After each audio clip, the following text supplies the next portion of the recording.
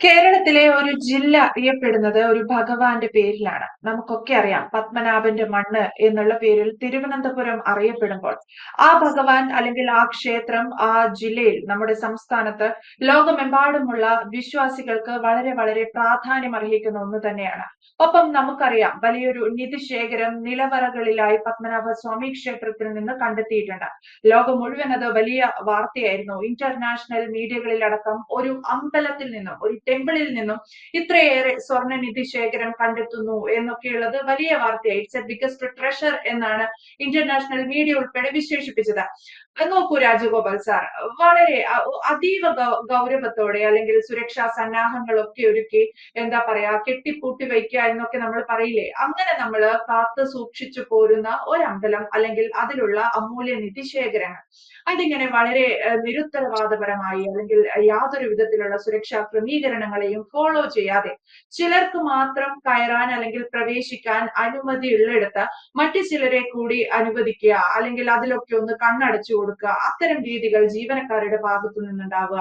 13 പവൻ സ്വർണം എന്ന് പറയുന്നത് പത്മനാഭസ്വാമി ക്ഷേത്രത്തിലെ നിധിശേഖരത്തിൽ നിന്ന് കളവ് പോയതിൽ വെച്ച് നോക്കുമ്പോൾ അതൊരു ഒരു ഒരു സ്വർണമേ അല്ല, അല്ലെങ്കിൽ അതിന്റെ ഒരു അളവ് എന്ന് പറയുന്നത് വളരെ വളരെ നിസ്സാരമാണ്. പക്ഷെ നമ്മൾ ഇവിടെ ചർച്ച ചെയ്യുന്നത് സംഭവിച്ചിരിക്കുന്ന സുരക്ഷാ വീഴ്ചയെ കുറിച്ചാണ്.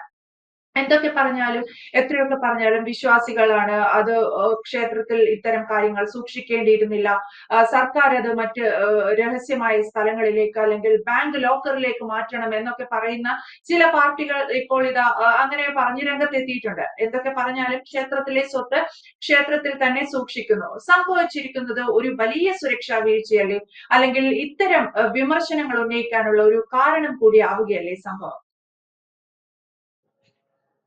തീർച്ചയായിട്ടും നീതു ഒരു വാചകം പറഞ്ഞപ്പോഴാണ് ഞാൻ പ്രത്യേകം ശ്രദ്ധിച്ചത്. 13 പവൻ എന്ന് പറയുന്നത് ശ്രീപത്മനാഭ സ്വാമിയെ സംബന്ധിച്ചിടത്തോളം ഒരു വലിയ ഒന്നുമല്ല. ഞാൻ എന്താണ് അതിന്റെ കാരണം എന്നുള്ളത് പിന്നീട് പറയാം. പക്ഷേ അവിടെ നിന്ന് ഈ 45 വരെ 1945 രാജഭരണം തീരുന്ന ചിത്തിര തിരുനാളിന്റെ ഭരണം തീരുന്നത് വരെയുള്ള കാലഘട്ടത്തില് അവര് ശ്രീപത്മനാഭനെ ദാസന്മാരായിട്ട് നമ്മുടെ നാട് ഭരിച്ച ആളുകളാണ്. തിരുവിതാംകൂർ രാജാക്കന്മാരെന്ന് പറയുന്നത് അവരങ്ങനെയായിരുന്നു. തിരുവിതാംകൂറിന്റെ ദാസൻ, ശ്രീപത്മനാഭന്റെ ദാസൻ എന്നായിരുന്നു അവരെ വിശേഷിപ്പിച്ചുകൊണ്ടിരുന്നത്. അതേപോലെ തന്നെ അന്ന് തിരുവനന്തപുരത്തെ ജോലിയൊക്കെ കിട്ടുന്ന ആളുകളെ സംബന്ധിച്ചിടത്തോളം പറഞ്ഞ ശ്രീപത്മനാഭന്റെ 10 ചക്രം, ശ്രീപത്മനാഭന്റെ ശമ്പളവും നല്ല തിരുവനന്തപുരത്ത് ആ ഭാഷ അതൊക്കെ ആ പ്രയോഗങ്ങളൊക്കെ അടുത്ത കാലത്ത് ആണ് മാറിയത്. ശ്രീപത്മനാഭന്റെ 10 ചക്രം കിട്ടാൻ എന്തെങ്കിലും ഇത് പഠിക്കുക എന്നൊക്കെ പറഞ്ഞിട്ടായിരുന്നു അന്നത്തെ കാലത്ത്, അല്ലെ ശ്രീപത്മനാഭന്റെ 10 ചക്രം കിട്ടാനുള്ള കാര്യം എന്നൊക്കെയായിരുന്നു പറയുന്നത്. അത്രയേറെ വിശ്വാസവും നമ്മുടെ ആചാരങ്ങളുമായിട്ട് ബന്ധപ്പെട്ട് കിടക്കുന്ന ഒരു ക്ഷേത്രമാണിത്. നേരെ രാജഭരണത്തെ കുറിച്ച് ഞാൻ പറഞ്ഞല്ലോ. ആ കാലഘട്ടത്തിൽ ഇപ്പോഴും അത് തന്നെയാണ്. അവർക്കൊരു പ്രത്യേക അവര് രാജഭരണം പോയെങ്കിലും അവര് രാജകുടുംബം ഇപ്പോഴും തിരുവനന്തപുരത്തുണ്ട്. അവര് തമ്പുരാട്ടിമാരാണ് ഇപ്പം ദർശനത്തിന് വരുന്നെന്ന് എനിക്ക് തോന്നുന്നു. എനിക്ക് അത്ര കൃത്യമായ അത്തരം കാര്യങ്ങൾ ഇപ്പോഴും ഓർക്കാൻ പറ്റുന്നില്ല. ആ വരുന്ന സമയത്ത് അവര് ദർശനം കഴിഞ്ഞത് ഇറങ്ങിയാൽ, രാജാവായിരുന്നെങ്കിൽ രാജാവിന്റെ കാലത്താണെങ്കിലും ഇപ്പോഴത്തെ ആ കൊട്ടാരത്തിലെ അവകാശികളുടെ കാലത്താണെങ്കിലും ശരി, ദർശനം കഴിഞ്ഞ് ഇറങ്ങിക്കഴിഞ്ഞാൽ അവിടെ ഒരു ചടങ്ങ്, ഒരു ചിട്ട കാണും നമുക്ക്. അതായത് ഇറങ്ങുന്നതിന് മുമ്പ് ആ പടി ഇങ്ങോട്ട് ലാസ്റ്റ് പടി കഴിഞ്ഞിട്ട് ഇപ്പുറത്തേക്ക് ക്ഷേത്ര കോമ്പൗണ്ടിന് പുറത്തേക്ക് ഇറങ്ങുന്നതിന് മുമ്പ് അവര് 2 കാലുകളും ഇങ്ങനെ കൂട്ടിമുട്ടിച്ച് ഇങ്ങനെ നമ്മൾ പറയും മലയാളത്തിൽ തല്ലിക്കുടയുക എന്ന് പറയും. കാലുകൾ കൂട്ടിമുട്ടിച്ച് തല്ലിക്കുടയും. അതെന്ന് പറഞ്ഞു കഴിഞ്ഞാല് അവിടുന്ന് ഒരു തരി മണ്ണ് പോലും അവരുടെ കാലിൽ പറ്റരുത്. അതായിരുന്നു അവരുടെ ഒരു വിശ്വാസം. അങ്ങനെയാണെന്ന് അവര് ആ രാജാക്കന്മാരും ഇപ്പോഴത്തെ ആ പിൻതലമുറക്കാരും ഇറങ്ങി വരുന്നത് അങ്ങനെയാണ്. അത്തരം ചില കഷ്ടങ്ങൾ പാലിച്ചുകൊണ്ട് ഇപ്പൊ നമ്മുടെ ശബരിമലയിലെ പോലെ തന്നെയാണ്. ശബരിമലയിലെ അവിടുത്തെ മണ്ഡലകാലം കഴിഞ്ഞു കഴിഞ്ഞാൽ അവസാനം തൊഴുന്നത് പന്തളം രാജാവാണ് തൊഴുന്നത്. പന്തളം രാജാവ് തൊഴുന്നത് അദ്ദേഹത്തിന് മാത്രമേ അന്ന് തൊഴാൻ അധികാരം ഉണ്ടാകത്തുള്ളൂ. നടയടച്ചു കഴിഞ്ഞ് അവസാന ദിവസത്തിന് മുമ്പാണ് പന്തളം രാജാവ് തൊഴുന്നത്. പന്തളം രാജാവ് എന്ന് പറയുന്നത് പിതൃസ്ഥാനീയനാണ്. അയ്യപ്പന്റെ പിതൃസ്ഥാനീയനാണ്, അച്ഛന്റെ സ്ഥാനത്തുള്ള ആളാണ്. നമ്മളാരും തൊഴുന്നത് പോലെയല്ല പന്തളം രാജാവ് തൊഴുന്നത്. നമ്മളൊക്കെ നടയ്ക്ക് നേരെ നിന്നാണ് അയ്യപ്പനെ വണങ്ങാറുള്ളത്. പക്ഷെ പന്തളം രാജാവ് ഏതാണ്ട് ഒരു കോണിലേക്ക് മാറി നിന്നേ തൊഴാറുള്ളൂ. കാരണം എന്ന് പറഞ്ഞു കഴിഞ്ഞാല് അച്ഛന്റെ സ്ഥാനമാണ്. അച്ഛൻ ഒരിക്കലും ഒരു മകനെ തൊഴേണ്ട കാര്യമില്ല. പക്ഷെ വിശ്വാസമാണ്. അതിപ്പോ പുതിയ കാലഘട്ടമാണ്, പുതിയ ജനാധിപത്യ കാലമാണല്ലോ. പക്ഷെ ആ കസ്റ്റം ഇപ്പോഴും തുടർന്നു പോകുന്നത്. പന്തൻ രാജാവ് തൊഴുന്നത് ഒരു വശത്തേക്ക് മാറി നിന്നാണ് തൊഴുന്നത് എന്ന് പറഞ്ഞതുപോലെയാണ് ശ്രീ പത്മനാഭ സ്വാമിയുടെ കാര്യം. അങ്ങനെയുള്ള ഏറ്റവും വിശ്വാസമുള്ള, ഏറ്റവും പാരമ്പര്യമുള്ള, നമ്മള് ഇതിനകത്തൊക്കെ നിങ്ങളൊക്കെ കാണുന്നില്ലേ, ഈ പറയുന്നത് പോലെ ഒരു വിമാനത്താവളം തന്നെ അടച്ചിടുകയാണ് അവിടുത്തെ ആറാട്ടിന്. എന്താണ് അവിടുത്തെ ഒരു വലിയ വിശേഷം? എല്ലാവർക്കും സാഹോദര്യത്തോടു കൂടി കഴിഞ്ഞു പോകുന്ന ഒരു സ്ഥലമാണ്. അവിടുത്തെ മുമ്പ് നിലവറകളെ കുറിച്ച് സൂചിപ്പിച്ചിരുന്നു. ശരിയാണ്, അവിടെ പല ആൽഫബറ്റിക് ഓർഡറിൽ പല പേരുകൾ എഴുതിയിരിക്കുന്ന നിലവറകളാണ്. ഈ പടയോട്ടക്കാലവുമായിട്ടൊക്കെ ബന്ധപ്പെട്ടിട്ടുള്ളതാണെന്നാണ് എനിക്ക് തോന്നുന്നത്. ആ കാലഘട്ടങ്ങളിലൊക്കെ വന്നതാണ്. ശ്രീ പത്മനാഭസ്വാമിയെ തന്നെ കടുശർക്കര പ്രയോഗത്തിലാക്കി ആ പിന്നെ നിറം കൊടുത്ത് അവിടെ കടത്തിയിരിക്കുന്നത് ഇതിന്ന് രക്ഷിക്കാനാണെന്നൊക്കെയാണല്ലോ നമ്മുടെ ഐതിഹ്യങ്ങൾ. പിന്നെ അതിന്റെ അകത്തൊക്കെ ഒരുപാട് സമ്പാദ്യങ്ങൾ സൂക്ഷിക്കേണ്ടി വന്നിട്ടുണ്ട്, ഒരുപാട്. അതിന്റെ കണക്കുകളൊക്കെ പറയുകയാണെങ്കിൽ ഈ നിലവറകളിലാണ് ഇതെല്ലാം സൂക്ഷിച്ചിരിക്കുന്നത്, ഈ സ്വർണ്ണങ്ങളും ഒക്കെ. അപ്പൊ ഇത് സംബന്ധിച്ച് ജനാധിപത്യ ഭരണം വന്ന സമയത്ത് ഒരുപാട് പ്രശ്നങ്ങൾ ഉണ്ടായി. ശ്രീപത്മനാഭന്റെ സ്വത്തുക്കൾ മുഴുവൻ നമുക്ക് ഇനി എടുത്തു കഴിഞ്ഞാല് കേരളത്തിന്റെയും ഇന്ത്യയുടെയും സാമ്പത്തിക സ്ഥിതി മെച്ചപ്പെടുത്താവുന്നതാണ്. സത്യമായിരുന്നു എന്നുള്ളത് നമുക്ക് അന്ന് അറിയത്തില്ലായിരുന്നു. പക്ഷേ അതിന് കേസ് വന്ന ശേഷം ഈ നിലവറ തുറക്കണമെന്നുള്ള ഉത്തരവുകൾ വന്നു. പ്രത്യേകിച്ച് BC നിലവറകളിലേക്കൊക്കെ പോകണം എന്നുള്ള ഒരു ഉത്തരവ് വന്നിരുന്നു. ആ സമയത്ത് എനിക്ക് ഓർമ്മയുണ്ട് ഇപ്പോഴും, സുപ്രീം കോടതി ഒരു അമിക്കസ് ക്യൂറിയെ നിശ്ചയിച്ചിരുന്നു. ജസ്റ്റിസ് CS രാജൻ എന്ന് മറ്റുമായിരുന്നു അദ്ദേഹത്തിന്റെ പേര്. അത് ഹൈക്കോടതിയിലും ഒക്കെ ജഡ്ജിയായിരുന്ന ആളാണ്. അദ്ദേഹത്തിന്റെ നേതൃത്വത്തിലാണ് ഈ അമിക്കസ് ക്യൂറി തിരുവനന്തപുരത്ത് വന്നിട്ട് ഈ നിലവറ തുറക്കുന്നു. നിലവറയ്ക്കകത്ത് തന്നെ പല കള്ളികളും ഇതുണ്ട്. അതിനകത്തിൽ തന്നെ ഒരു കള്ളി, അതിന്റെ നമ്മൾ പറയുന്ന ആ പോർഷൻ മാത്രം തുറന്നു. അദ്ദേഹത്തോടൊപ്പം തന്നെ അന്ന് ലോകത്ത് ഏറ്റവും കൂടുതൽ ഈ നവരത്നങ്ങള് ഉരച്ചു നോക്കാനും കഴിവുള്ള ഒരുപാട് ഈ ഇതിന്റെ പരിശോധന നടത്താൻ കഴിയുന്ന എക്സ്പെർട്സും അദ്ദേഹത്തിന്റെ കൂടെ ഉണ്ട്. ഇനി ഒരു നിലവറയ്ക്കകത്തിലുള്ള കുറച്ച് സ്വർണ്ണാഭരണങ്ങൾ, അന്ന് ഇപ്പൊ ബംഗാൾ ഗവർണർ ആയിരുന്ന ആനന്ദ ബോസ് സാർ അതിനകത്തുണ്ടായിരുന്നതാണ് എന്റെ ഒരു ഓർമ്മ.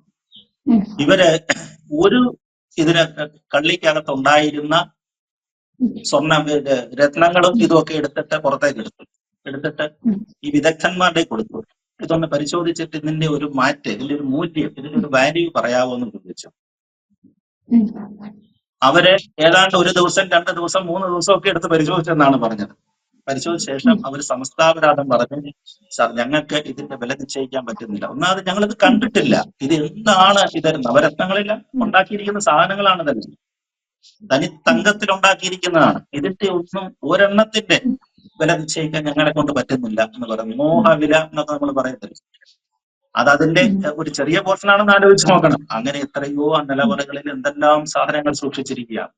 നമുക്ക് വേണ്ടി, പിന്നത്തെ തലമുറയ്ക്ക് വേണ്ടി ആ രാജാക്കന്മാർ സൂക്ഷിച്ചു വെച്ചതാണ്. അവർക്ക് പിന്നീട് ജനാധിപത്യത്തിൽ ഒരുപാട് വിമർശനങ്ങളൊക്കെ അവരെ കുറിച്ചൊക്കെ ഉണ്ടായി. അത് വേറെയാണെങ്കിലും ശരി, നമ്മൾ ഇപ്പോഴും അതിനുശേഷം ഒരിക്കല് ഈ ജസ്റ്റിസ് സ്ഥാനത്ത് നിന്ന് വിരമിച്ച ശേഷം ഈ നിലവറയുടെ പരിശോധനയ്ക്കൊക്കെ ശേഷം ജസ്റ്റിസ് CS രാജൻ പറഞ്ഞ വാചകങ്ങൾ എനിക്ക് ഓർമ്മയുണ്ട്. ഈ അദ്ദേഹം പറഞ്ഞു, നമുക്ക് പറഞ്ഞില്ലേ, നമുക്ക് സ്വപ്നത്തിൽ വിചാരിക്കാൻ കഴിയാത്തത്ര സംവിധാനങ്ങളാണ് അതിനകത്തിന്, നമുക്ക് വേണ്ടിയുള്ള ശേഖരങ്ങളാണ് അവർ ഒരുക്കി വെച്ചിരിക്കുന്നത്.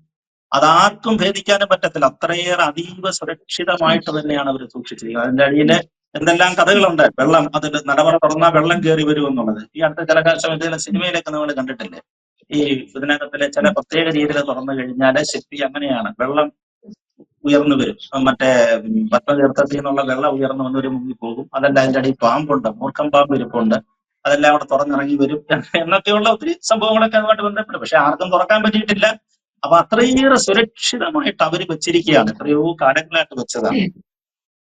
അവിടെയാണ് നമ്മുടെ ജനാധിപത്യ ഭരണം ഇപ്പൊ ചെയ്തിരിക്കുന്നത്. ശ്രീകോവിൽ സ്വർണം പൂശാൻ എന്ന് പറഞ്ഞിട്ട് അവിടുന്ന് അതിൽ നിന്ന് കുറെ ശേഖരങ്ങൾ എടുക്കുക. ശേഖരങ്ങൾ എടുക്കുന്നതിനകത്ത് നിന്ന് പറഞ്ഞ പോലെ കൃത്യമായിട്ടെല്ലാം നോക്കണം.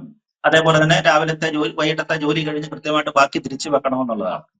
അവിടെ നിന്നാണ് ഈ 13 പവൻ കാണുന്നില്ല എന്നുള്ള പരാതി വന്നിരിക്കുന്നത്. ഇതൊരു നിസ്സാര കാര്യമല്ല. എന്തായാലും കപ്പലിൽ തന്നെ ആയിരിക്കും, അതിനകത്തൊരു സംശയമൊന്നുമില്ല. കൊണ്ടുപോയിട്ടുള്ളവർ അവിടെ തന്നെ ആയിരിക്കും. അത് ഞാനതിനെ കുറ്റം പറയുന്നില്ല. ജനാധിപത്യത്തിന്റെ ഇപ്പം അങ്ങനെ വന്നു കഴിയുമ്പോൾ അധികാരം ജനങ്ങൾക്കാണ് എന്നൊക്കെ നമ്മൾ പറഞ്ഞു. അവിടുത്തെ ജീവനക്കാരായിട്ടൊക്കെയുള്ള ആളുകളെ അവരെ ആരെയും കുറ്റം പറയാൻ വേണ്ടി പറയുകയല്ല. പക്ഷെ ഇതിനു മുമ്പും അവിടെ ഇത്ര രക്ഷാവീഴ്ചകൾ സംഭവിച്ചിരിക്കുന്നു. നമ്മൾ ഏതാണ്ട് ഒരു 5-6 മാസം മുമ്പ് വായിച്ചതല്ലേ, അവിടെ മാംസങ്ങൾ അവിടുത്തെ ജീവനക്കാര് അതിനകത്ത് കൊണ്ടുവച്ച് മാംസം കഴിക്കുന്നു. ആലോചിച്ച് നോക്കി, ഒരു ക്ഷേത്രത്തിനകത്ത് നമുക്ക് പുരുഷന്മാർക്ക് മുണ്ടെടുത്തും മറ്റേ പ്രത്യേകിച്ച് ഡ്രസ് കോഡ് വരെയുള്ള ഒരു ക്ഷേത്രമാണ് അവിടെ. അത്രയേറെ ഭക്തിയോടും വിശ്വാസത്തോടും കൂടിയും ലോകത്തിന്റെ എത്ര സ്ഥലങ്ങളിൽ നിന്ന് ആളുകൾ വരുന്ന ക്ഷേത്രമാണത്. അവിടെ അവിടുത്തെ ജീവനക്കാര് മാംസാദികൾ അതിനകത്ത് കൊണ്ടുവച്ച് കഴിച്ചു എന്നും പറഞ്ഞിട്ട് പിന്നെ അവർക്കെതിരെ ചില നടപടികളൊക്കെ ഉണ്ടായി. പക്ഷെ അവരൊക്കെ യൂണിയനും സംഘടനകളും ഒക്കെ ഉള്ളതാണ്. ഒരു സാധാരണ ക്ഷേത്രത്തിന്റെയോ അല്ലെങ്കിൽ സാധാരണ സർക്കാർ സ്ഥാപനത്തിന്റെയോ മട്ടിലേക്ക് അതിനെ മാറ്റുകയാണ്. അത്തരം കാര്യങ്ങളിൽ ഒരു വിട്ടുവീഴ്ചയില്ലാത്ത നടപടികൾ എടുക്കേണ്ടതായിരുന്നു. ഇതേപോലെ തന്നെയാണ് ഇപ്പോൾ ഇവിടെ സംഭവിച്ചിരിക്കുന്നത്. സ്വർണം മാറ്റുക എന്ന് പറഞ്ഞു കഴിഞ്ഞാൽ അതൊരു ചെറിയ എമൗണ്ടിന്റെ അല്ല, അത് കുറവോ കൂടുതലോ അത് എത്രയും ആയിക്കോട്ടെ. പക്ഷെ അത് നമ്മുടെ ഒരു വിശ്വാസത്തിന്റെ പ്രശ്നമാണ്, പത്മനാഭസ്വാമിയോടുള്ള ഒരു കടപ്പാടിന്റെ പ്രശ്നമാണ്. അല്ലെങ്കിൽ പിന്നെ അവിടെ ജോലി ചെയ്യരുത്. അവിടെ ജോലി ചെയ്ത് ശമ്പളം മേടിച്ച ശേഷം ഒരുപക്ഷെ അവർ ആ ജീവനക്കാരാണെങ്കിൽ അങ്ങനെ ആയിരിക്കാനാണ് ഈ ഇതുവരെയുള്ള അനുഭവങ്ങളൊക്കെ നമ്മൾ കാണുന്നുള്ളത്. അല്ലെങ്കിൽ പണിക്ക് വന്ന ആരെങ്കിലും ആയിരിക്കാം, അത്തരം പണികൾക്ക് കരാർ കൊടുത്തിരിക്കുന്ന ആരെങ്കിലും ആയിരിക്കാം. എന്താണെങ്കിലും ശരി, അങ്ങനെയുള്ള വിശ്വാസമില്ലാത്തവരെ അവിടെ കേട്ടിട്ടില്ല. അത് തന്നെയാണ് കർശനമായിട്ട് ചെയ്യുക. അതാണ്, വിശ്വാസമില്ലാത്തവരെ അവിടെ കയറ്റരുത് എന്ന രാജഗോപാൽ സർ പറഞ്ഞ ഒരു വാക്കിൽ നിന്ന് ഞാൻ പറയുകയാണ്. ഒരു പക്ഷേ അവിടെ നേരത്തെ മാംസം ഭക്ഷിച്ച ഒരു സംഭവം ഉണ്ടായിട്ടുണ്ട്. അതുപോലെ ഒരു ദൂരപരിധിക്ക് അപ്പുറത്ത് മാത്രമേ മത്സ്യമാംസാദികൾ റെസ്റ്റോറന്റുകളിൽ ഉൾപ്പെടെ നൽകാൻ പാടുള്ളൂ എന്നൊരു കാര്യവും ഒക്കെ വന്നിട്ടുണ്ടായിരുന്നു. അപ്പം ഈ നിധി സൂക്ഷിക്കാൻ ഉള്ള ഒരു സ്ഥലം എന്നുള്ള രീതിയിലേക്ക് പത്മനാഭസ്വാമി ക്ഷേത്രം മാറുന്നുണ്ടോ എന്നുള്ള ഒരു സംശയം കൂടി വിശ്വാസ സമൂഹത്തിൽ നിന്ന് ഉയർന്നു വരുന്നുണ്ട്. അത് തുടർച്ചയായി വരുന്ന ഈ ഒരു എന്താ പറയാ നെഗ്ലിജൻസ് എന്നൊക്കെ നമ്മൾ പറയില്ലേ, അതിന്റെ ഒരു ഭാഗം തന്നെയാണ്. സുരക്ഷാ വീഴ്ച തുടർച്ചയായി ഉണ്ടാകും. അത് പരിശോധിക്കേണ്ടുന്ന, ചർച്ചയാക്കേണ്ടുന്ന ഒരു വിഷയം തന്നെയാണ്. കാരണം ഇവർ ഈ ഭരണാധികാരികൾ അല്ലെങ്കിൽ നമ്മുടെ സംസ്ഥാന സർക്കാർ ആയാൽ പോലും നിധി സൂക്ഷിക്കാനുള്ള ഒരു സ്ഥലം ലഭിച്ചെടുത്ത് തന്നെ അത് സൂക്ഷിക്കാനുള്ള ഒരു സ്ഥലമായി മാത്രം ക്ഷേത്രത്തെ കാണുന്നു എന്നുണ്ടെങ്കിൽ അതൊരു ഗുരുതര വീഴ്ചയാണ്. അതുകൂടി ചർച്ചയാവേണ്ടതുണ്ട് എന്ന് തോന്നുന്നു. എന്തായാലും വ്യക്തമാണ്. Thank you sir.